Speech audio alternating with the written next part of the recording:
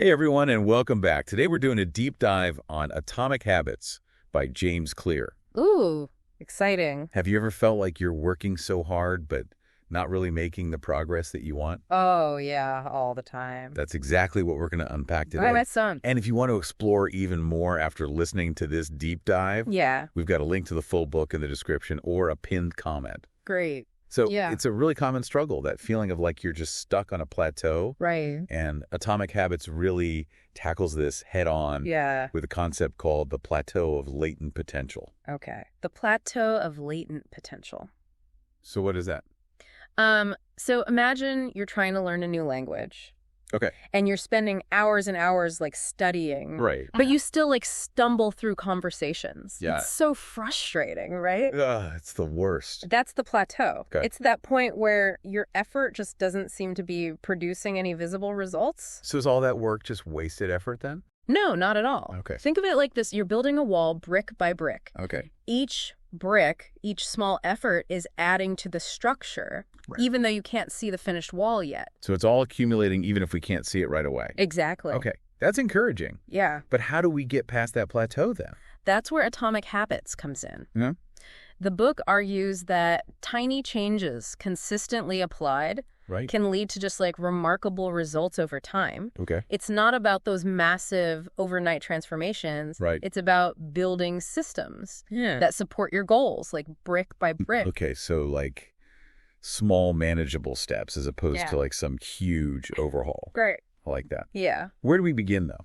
Well, one of the most fundamental ideas in Atomic Habits Right. is that lasting change starts with shifting your identity, Okay. not just setting goals. So instead of saying, I want to write a novel, it's more like, I'm a writer. Precisely. It's about embodying that identity through your actions. Got it.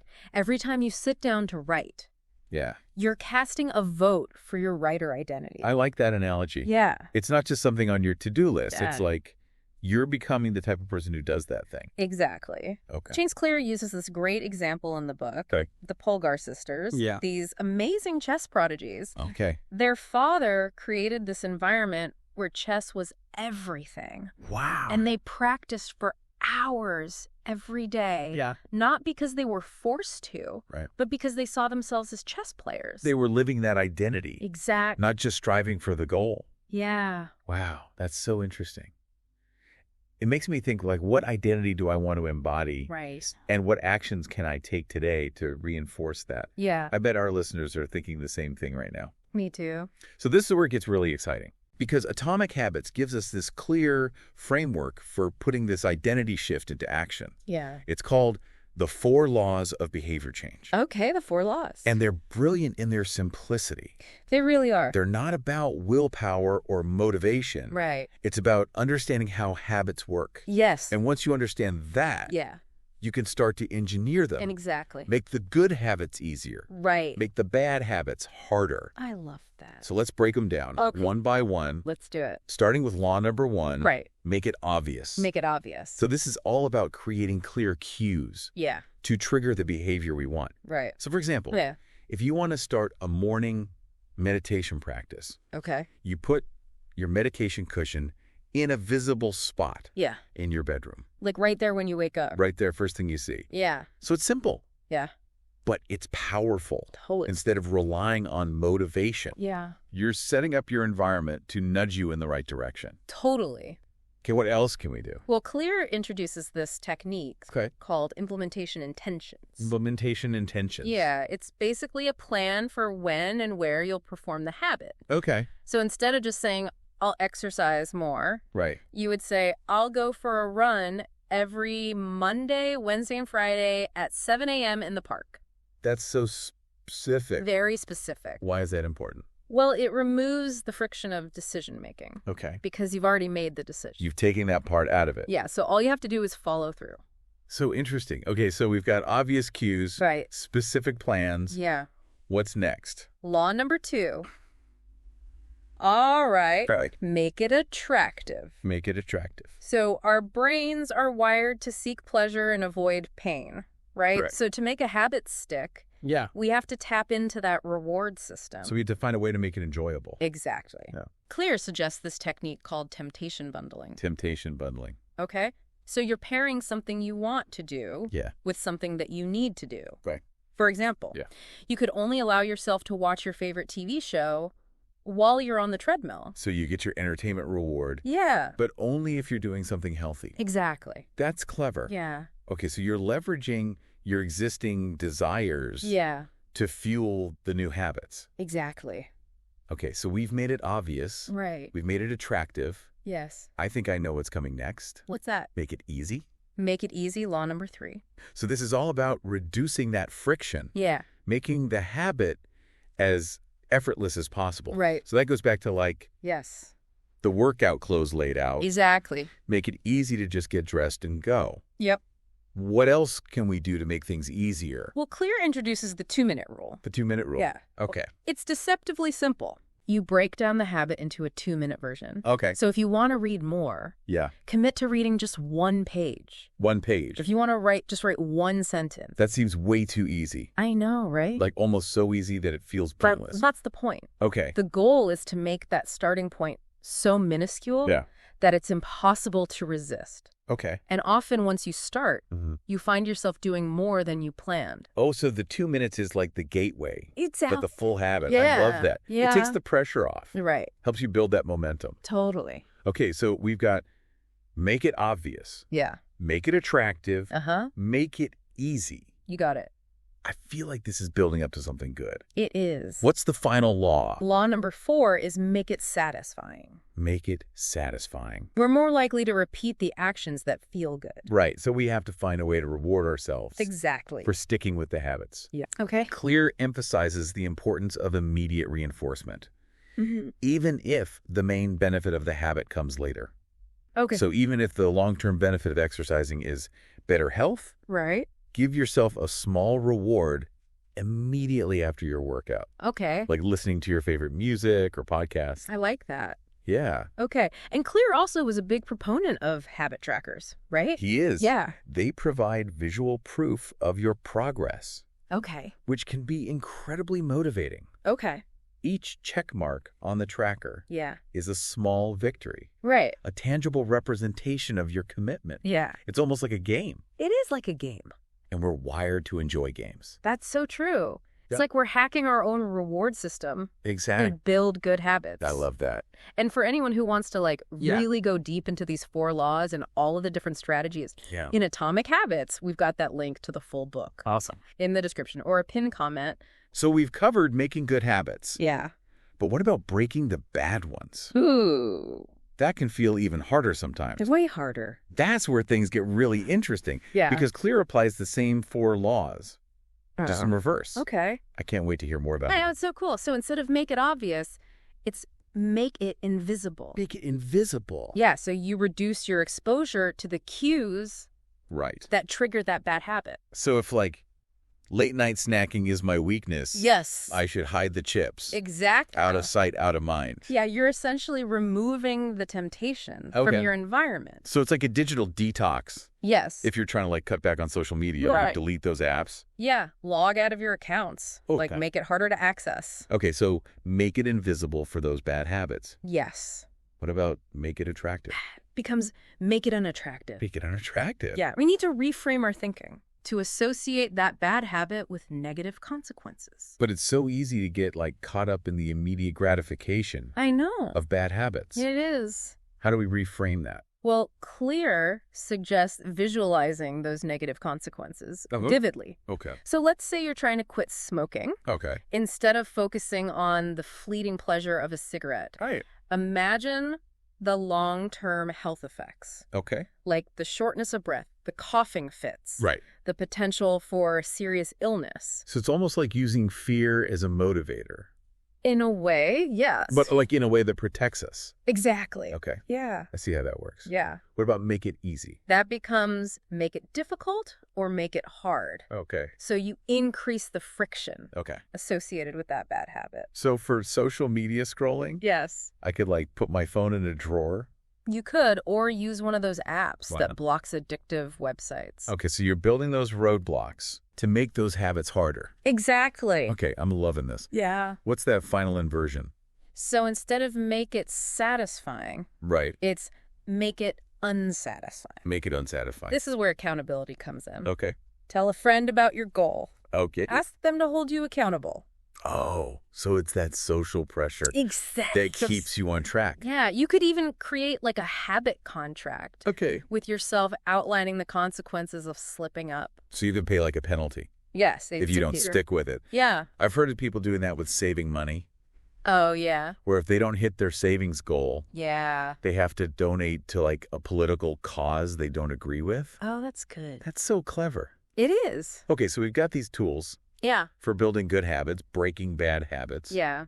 But what if I'm just not wired for certain habits? That's a question a lot of people ask. Yeah. Atomic Habits acknowledges that genetics play a role in shaping our predispositions, Okay. but it also emphasizes that we're not prisoners of our DNA. So even if we have certain tendencies, we still have... You have agency. Okay. Yeah. Cool. I like that. Clearen introduces this concept called the explore-exploit trade-off. The explore-exploit trade-off. Yeah. Okay, what is that? So early on in life, it's crucial to explore different activities. Okay. Try new things. So figure out your strengths. Yes, exactly. And your weaknesses. Yeah, discover what you're naturally good at, Okay. what you enjoy. So find the things you're drawn to. Exactly. It's like identifying the game you're best suited to play. Oh, I like that analogy. Yeah. So this exploration phase Yep. is about finding those talents. Yeah. And then once you've found those... Then you shift to the exploit phase, Okay. where you focus on honing those skills Right. and building habits that align with those inclinations. So play to your strengths. Exactly. Not just know your strengths, but like build around them. Yeah, create an That's environment that supports them. Okay. Yeah. Yeah. So interesting. It's about working with your biology, yeah. not against it. Okay. And even if you have certain genetic predispositions, Right. you can still shape your environment Okay. and your habits to achieve your goals. So it's not about being perfect. It's about showing up consistently. Exactly. Even when you don't feel like it. Yeah, and I think that's such an important point Yeah. because we often get caught up in this all or nothing mentality. Right. It's like, I'm either perfectly disciplined Yeah. or I'm a failure. Exactly. And that's so paralyzing. It is. But Atomic Habits is like this more compassionate approach Yeah. where it's just about showing up. Yeah, just doing the work, Yeah. even if it's just a small step, Right. even if it's not perfect. It's about progress, not perfection, It and is. celebrating those small wins. I love that. It Heck takes yeah. the pressure off. Right. And it lets you focus on the process Yeah. rather than some unattainable ideal. Yeah, it makes it feel more sustainable. It does. Less about willpower Yeah. and more about just continuous improvement. Exactly. So we've talked about showing up consistently, yeah, but Clear also emphasizes the importance of reflection and review. he does. Why is that? It's about being mindful of your habits, Okay, tracking your progress. so we can see what's working. Yeah, and make adjustments as needed. Okay, Atomic Habits talks about the LA Lakers Career Best Effort program, okay. where they focused on tracking even the smallest improvement. So just celebrating your own personal progress. Yes, exactly. No matter how small. It doesn't matter how small it is. Okay, that's really empowering. It is. It makes the journey feel less about willpower, more about continuous improvement. Exactly. And Clear shares this anecdote about an Olympic coach who God. said that even elite athletes Yeah, don't always feel motivated, right. but they show up and do the work anyway. They do. So it's about being a professional Yeah. in the sense of being dedicated to that process. Regardless of how you feel Right. on any given day. It's like building that muscle, Yes. but it's a mental muscle That is. of discipline And commitment. and commitment Yeah. that gets stronger with every rep, With every small win. with every time you choose to show up, Yes. even when it's hard. Exactly. It goes back to that idea of identity. It does. It's not just about achieving goals. Right. It's about becoming the type of person Yeah. who achieves goals, Who shows up consistently. even when it's challenging. Beautifully said. And it takes the pressure off. It does. It's not about having it all figured out. Yeah. It's about embracing the journey, The stumbles, the the plateaus. small wins, Yes. finding that joy in the process of becoming. Exactly. And for anyone who wants to explore all these ideas Yeah. and the practical strategies in Atomic Habits, Yeah. we've got a link to the full book in the description or a pinned comment. I'll highly recommend that book. Me too. To anyone who's serious about creating change in their life, Yeah. but even beyond the book, Yeah. I think this deep dive is really highlighted. What's that? it's not about finding that like perfect routine or waiting for the motivation to strike. Yeah. It's about consistently showing up, making those small improvements. Those little changes. And trusting that process. Trusting the process. Yeah. And you know, you don't have to do it alone. Oh, yeah, for sure. We're social creatures. Yeah. And having a support system can make a huge difference. Huge. Clear talks a lot about the power of community. Right. How surrounding yourself with people who share your goals can be really motivating. It's like finding your tribe. Yeah, your cheer squad. Your accountability partners. Yes. People who understand the journey. Yeah, and will encourage you along the way. Totally. That shared sense of purpose, that feeling of being part of something bigger than yourself, It's powerful. can really drive change. Okay, so before we wrap up this deep dive, Okay. I want to leave you with one final thought-provoking idea Okay. Ready? from Atomic Habits. Okay. This is one of my favorite quotes from the book. All right. Clear writes, "Success is the product of daily habits, not once-in-a-lifetime transformations." So good. It's such a powerful reminder that lasting change Yeah. doesn't happen overnight. It's not magic. It's the result of those small, consistent actions. Right. Those little things we do. Day after day. Day after day. Week after week. Week after week. Month after month. Year after year. It's about embracing the power of compounding. Compounding. The idea that those tiny habits, Right. those atomic efforts can accumulate over time They add up. to create those extraordinary results. I love that. So don't underestimate the power of small changes. The little things. Those seemingly insignificant actions Yeah. that you take each day. Totally. Because they have the power to transform your life Yeah. in ways you can't even imagine. More than you can even imagine. And hey, if you want to explore even more Yeah. of those details and strategies within Atomic Habits, The nitty gritty. we've got that link to the full book Yes. in the description or Yeah. a pinned comment. Awesome. It's a book I highly recommend Highly recommend. to anyone who's serious about building better habits, Yeah. creating lasting change. It's so good. All right. That wraps up our deep dive into Atomic Habits. I hope you found it as insightful and inspiring as we did. I did. Remember, it's not about perfection. Right. It's about progress. Progress, not perfection. Showing up each day. Every day. Making those small, incremental improvements. Those small steps. And remember to celebrate those small wins. Celebrate every little victory. Tiny victories along the way. They matter. Because those are the building blocks They are. of lasting change. Absolutely. Until next time, happy habit building. Bye.